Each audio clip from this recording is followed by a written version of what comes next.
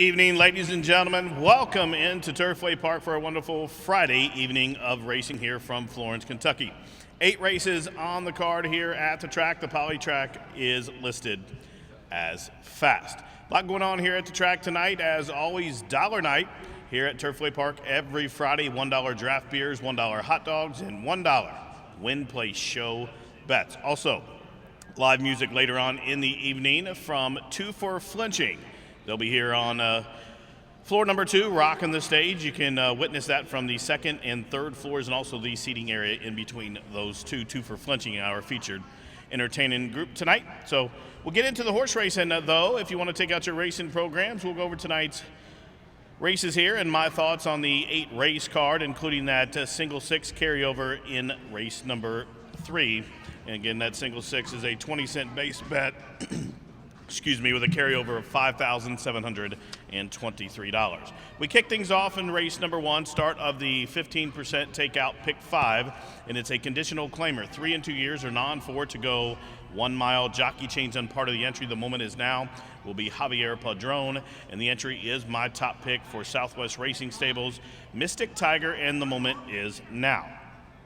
I think either one of those two can win the race, and they kind of have similar running styles, but I think the moment is now will probably be the one setting the pace, and Mystic Tiger will probably be the one closing, but who knows the way it's going to set up in here. I just think that the entry is a standout in here, and you get 2 for the price of 1, and you get Genaro Garcia. That's enough for me at 4.5 to 1. Now for second number 4, Gliding Alone. This one, I like the horse a lot, but the class drop scares me now. The horse is coming off almost a month layoff where it ran 6, beaten 10 lengths to a pretty good field that day and jams in for the $5,000 conditional race here. This is the lowest level this horse has ever seen. He's an Ohio bred, made over $200,000, and certainly is well placed in here. If he's 85-90%, he's going to run away from this field. But I had reservations about the class drop, and only a couple races since October 26th. So I'm going to take a kind of cautious approach and just use him second. I will use him in the pick 5. And for third, I'm going to use number 7, Rio Bueno. Now, Rio Bueno is a gelded son of Smart Strike. Was a winner 2 back here for the non-375, came back in the conditional nickel non-3, the same race as today, and was second best to Mystic Tiger, and who is in this race. He outrun the moment is now. So coming out of the same race, but I'm going to use that one third. I'm going to go 1, 4, 7 in race number 1. That does start the pick 5 here at the track. And usually here on Friday nights we have the odds couple show. Dan Cronin is out of town, but he did send in his picks. If you'll tune in to Turfway Park's YouTube channel, you can catch Dan's video and his thoughts on this 8 race card, including his early pick 5 and his late pick 4. Again, each and every day here at the track, you can tune in to YouTube for our pre-race show and also, of course, the recap show as well. Replays always free of charge, courtesy of Turfway on YouTube. Now, that's race number 1. I'll go 1, 4, 7. We'll move on to race number 2. It starts the 50-cent pick 4, just 14% takeout on that pick 4. And there are 2 scratches in that race. In race number 2, the 1 and 7 are both out.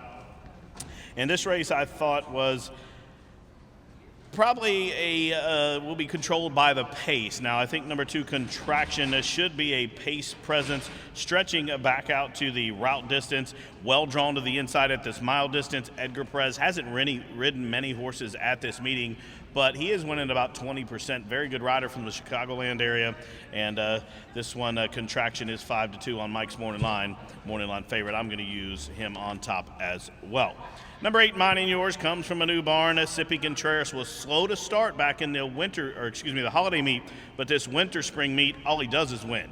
He's winning at just about a 50% clip here, and Mine and Yours is one of Sippy has a few in tonight, and I think every one of them has a chance, and Mine and Yours is one of those. This one ran at Mahoney last time where it was 5th, beaten 10 lengths, but was a winner there the time before, and that Mahoney Valley track For those of you who don't play it or know, that track is a very, very heavy surface, and when horses come off that track and they go elsewhere, they seem to get over the surface that they're transitioning to very well, as they are very legged up coming off that deep track. 5-2 on the morning line is my second choice. For third, I'm going to use a bit of a long shot. I was between the 4 and 6 for third position, but I'm going to use number 4, Fred's Country Boy, with Gabe Lagunas as an upset price at 8-1. Race number 2, started that pick 4. I'm going 2-8-4 in race 2. Now the third race starts a single 6. Every night here at the track is a 20-cent jackpot wager on the final 6 races on the card. And there's a carryover of just over $5,700 in free money in this pool. Of course, we'll probably get at least twice that or 3 times that tonight easily in this single 6. Pretty good sequence. I'm going to spread out a little bit. We'll have a ticket for you later on in the evening here prior to the third race. But in this race, I think you need to use 4 horses. Those 4 are the 1, 2, 6, and 8. Of those 4, I like number 1, Mansour, the best. He's a 6-year-old son of Big Surf coming from the Danner barn. Danner had a winner last night here on the track once again with Rogue 2, who's now a 6-time winner at Turfway. So the Danner barn's starting to get back to where he's used to doing in the winner's circle. He does very well at this meet, and Mansour well placed. Now this one was second, beat 3 lengths in a $8,000 claiming event here at Turfway last start. Today, he's in for 5. A conditional 2 and 6 months for 5, going a mile. And he's well placed. There's nothing like Mr. Chow in here. That's the one that outran him last time. On the class drop, drawn to the inside, will be able to save all the ground, let the speed go in front of him, and set up for that late running style 5-2, my morning line favorite, or excuse me, my top pick and the morning line favorite in the start of the single 6. Now, number 6, Taking the Slow Road. I've used this horse the last couple of times. In fact, the last time this horse ran, we were on the show and I picked him on top yet again. I'm not going to do that tonight. I'm going against him, but I am going to use him. He's a 10-year-old. I don't know. He's kind of tailing off form a little bit now that he's 10, but he is a 7-time Turfway winner, so over 30% win here at Turfway, and he is dropping to the lowest level we've seen since back in early February of 19. But my only concern with this one is as he's gotten older, he's drifted even further back. Now, there's not a lot of speed in this race really to set up for his late closing style, so I was afraid that he would run out of racing room for a lack of early pace to set up for that closing style. That's why I used him second, but you have to throw him in on your ticket if you're playing any kind of exotic wagers. And for third, I'm going to go for number 2, Got Some Mojo. Lexi Cordero Lopez sends this one out. Dominant winner last start, did nothing wrong, sat off of a pace, and when Lascano asked that one for a run last time, just exploded, won by better than 5 lengths. We'll get Angel Serpa up tonight as Lascano is serving another suspension. Now this one the time before was second, beating a link to a pretty good horse, U.S. Marshall, so keeping good company. Got Some Mojo should be rallying from off the pace as well. This race just concerns me a little bit because I think it's going to be a very tactical race. Like whoever rides the jockey rides the smartest race will get it done here because there's not very much speed in the race. I do expect Buster Brown Boy from the outside to show a little bit of speed with that high draw. I think the apprentice will have to get after this horse early, try to cross and clear and save some ground. Gennaro Garcia is another trainer doing very well here, and you must use that horse as well. 1, 2, 6, and 8 for me. Now the fourth race, as we move on to the program, it is a non-winners of 3 $5,000 claimant event. In race number 4, they'll travel 6 furlongs. As far as changes in the fourth race, there is a scratch, and it is one that will definitely affect a lot of tickets for those of you who handicapped like I did earlier. Statesboro, I thought was a swish home run tonight, has been scratched, and so that changes things in race number 4. I had to go back and redo this race, and after looking at it, I thought there was a lot of speed, and I thought that number 4, High Above, of any horse in the race would be benefited by this speed the most. This one does need some pace up top. You'll see last start here on January 3rd, rallied from far back, was 10th early and ended up second, beating just a length. Just came rolling, but was rolling a little too late.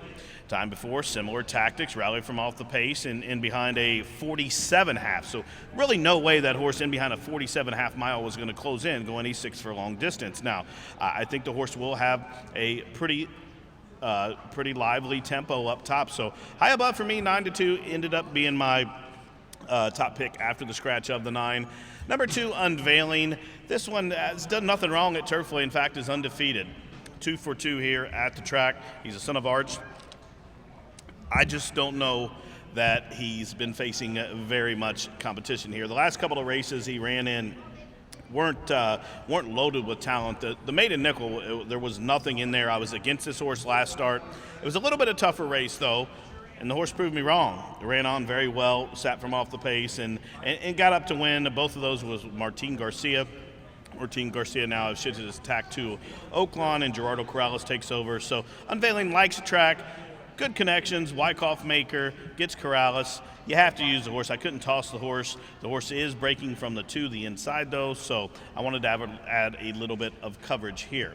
Now for third, number 10, Shirley, is one that kind of intrigues me. I tried to really dive deep into this horse's form, and if you go back past the last two races, the horse should be a standout in here, but two back was claimed for $16,000 at Churchill Downs and was beaten off by almost 27 lengths. Worst race in the horse's career. Now, they laid the horse off just about 7 weeks, waited out the jail time off the claim, elected to jam in for the $7,500 level, and the horse showed speed and faded back to 5th. That was at the 5 furlong distance that day. So now, drops in class, stretches out a little bit to the 6 furlong level, and Miranda takes over the riding services. Miranda is a speed rider, in my opinion. You'll see last night we spoke of that horse, Rogue 2 of Danner. He likes to send horses and get horses in contention early, and he will, if one needs ridden the whole way, he will ride one the whole way. So I think that's what this horse kind of needs. The horse needs to get out to the lead. Now, I do think there's going to be company. Reddy's Mission's going to go. Tio Chewy's going to go. Toothpick shouldn't be far off the pace as well. And maybe Smoke Monster, Unveiling to be right there. So that's why I thought it set up for the 4 high above. But I do think Shirley on the class drop could stick around for a piece of it, and that's why I used him in the 3rd position, 4-2-10 for me in the 4th race. We move on to the 5th race here. It's a filly and mare conditional claimer to go 6 furlongs for those fillies and mares who have not won a race in a full calendar year. It does start the 50-cent late pick 4. Again, 14% takeout on that. And we'll put together a ticket later on for you in this pick 4. And basically, we're only going to use 2 horses in this 5th race in our pick 4. And the top pick in the race is number 12, Alma Fuerte. This one comes from the Ralph Martinez stable. Has been the beaten favorite every race on its form where it has been the favorite. You'll see there 1, 2, 3, 4, 5 out of the last 9 races the horse has beaten favorite, including each of her last 2. Now, I do think she will benefit from a trip over the track. You'll see on January 17th she raced here at Turfway, rallying from just off the pace, was second, and was second best. Dreams Are Passable that day. Nobody was beating that horse. That was a Cipriano Contreras coming in, I believe from the East Coast, maybe Maryland. But Alma Fuerte was second best. Trip over the track. At this 6 furlong distance, I don't mind that she's drawn to the outside. In fact, I like that she's out there. She can kind of ride her own ticket. And if there's some horses going at a really fast pace, which in here I don't think there will be, she can just kind of wait and let them go. She's out in the clear, and Johnny McKee up top with the return call, 9-5. The only other horse I'll use in the race is number 7, Bruce Tooney Toss. Gets a jockey change here to Alban Jimenez. And this one is 9-2 from the barn of Steve Cahill, and hasn't never won here at Turfway on the synthetic, but is a 5-time synthetic winner and over the Woodbine surface up north. This one raced here on December 31st and showed speed and faded, was 5th, beaten 6 lengths with the Bug Girl. May have needed that race. Pretty sure the horse needed the race. Came back on January 17th and just kind of ran even, and I think she's better than that. I think she looks to move forward. She's making her 3rd start off the layoff. She comes from a very good barn who's only missed the board once at the meet and gets the top jock 9-2. After that, it's basically the 4, probably Lady Greatness, the only other one I would use. I'm not going to. I'm only going too deep. But number 4, Lady Greatness, comes from a good barn, good connections, was 3rd, beat 2 lengths. Coming out of the same race as my second choice, this one gets the return call of apprentice Joe Ramos. Race number 5, I'll go 12-7-4. That does start the late pick 4. Now, ladies and gentlemen, at this time, we're going to take a little break. We'll take a pause for the cause, come back for the changes. But, ladies and gentlemen, at this time, I ask that you please rise. Kindly remove your caps as we honor America with the playing of our national anthem.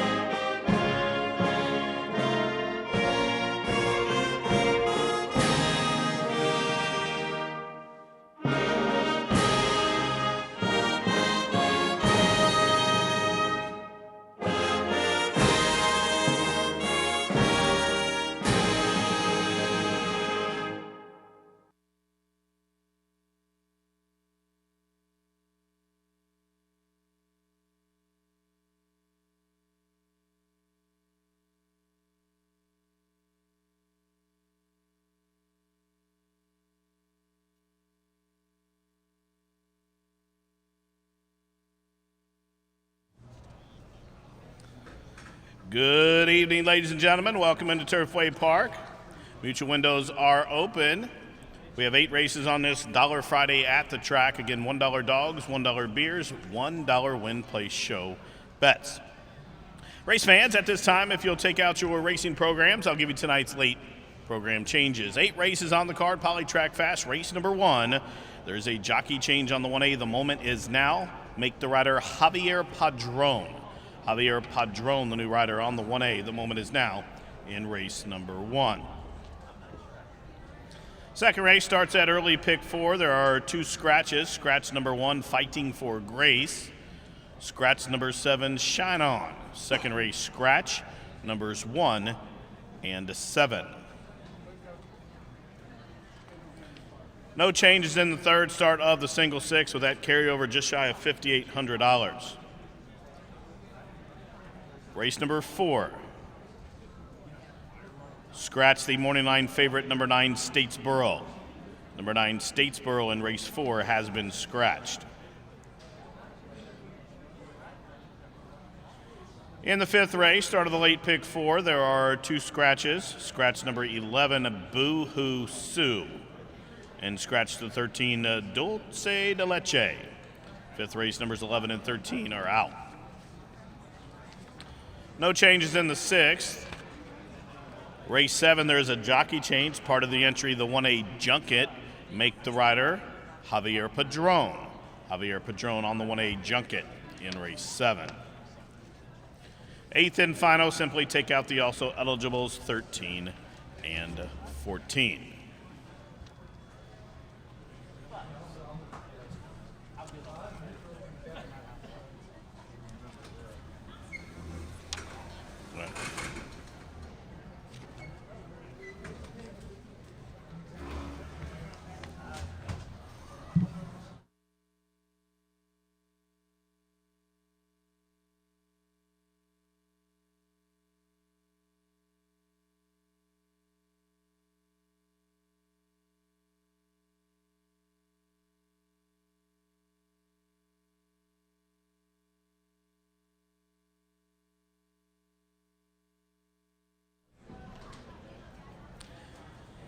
Good evening once again, Rays fans. Jimmy McNerney coming to you from the 3rd floor here at Turfway Park. Prior to the anthem and the changes, we got through the first 5 races on the card.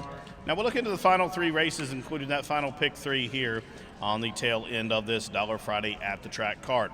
Race number 6 from Turfway is a maiden 3-year-old, 30 down to 20, going a mile. I love a horse in here, and I'm probably going to single here in the pick 4, and it's going to be with number 4, Money for Mischief. He's a 3-year-old son of Into Mischief out of an exchange rate mare, returning to the mile distance for the second time, has a trip over the track, and gets Rafael Hernandez. Now, this one raced here on December 7th. It gets a couple of horses in the field, and some of those horses in the race has raced against these horses in this race in another race as well. So these horses kind of face similar competition. But Money for Mischief last start here at Turfway was slow to begin, sat in behind a pretty slow tempo, but was down along the inside, and the jock just sat and sat and sat real confidently, and just about the half-mile pole, the horse started advancing to the inside, well in hand, under stout restraint to the inside, and then in the middle of the turn, the horse seemed like it was kind of struggling. Then once they straightened up and he got out off of the rail into about the 3 path, started closing in with a rush, and In fact, in about the final 100 yards, he ran up on the leaders, the 2 leaders in front of him, and had to steady, alter course, and come to the outside, and just got beat a half a length. He was the best horse in the race. He should have won that race. With a clean trip today, I think he dispatches of this field and it breaks his maiden today. That's number 4, Money for Mischief. Probably going to be a single for me later on. Number 8, Deer Slayer. Now this one is coming out of, actually raced with my top pick back on December 7th. Since then, that one was 4th in the race with Money for Mischief. That one came back. They thought enough of that performance, and they entered him in a straight maiden event where he was 5th, beating 5 lengths in a pretty good field. Now they've dropped back in for the 30. I think he's second best to my top pick. After that, a horse I kind of like a little bit is number 2, Quarterback Dak. I don't know about the stretch out. I don't question Wesley Ward and Gayla Rankin's decision to run here in this mile race at all, but the horse ran here at 6.5 furlongs and showed speed and was 3rd, beating 3 lengths. Now, when Wesley stretches these horses out, when he makes the second start with a horse, when a horse is making their second start in his barn of their career, he hits at 23%.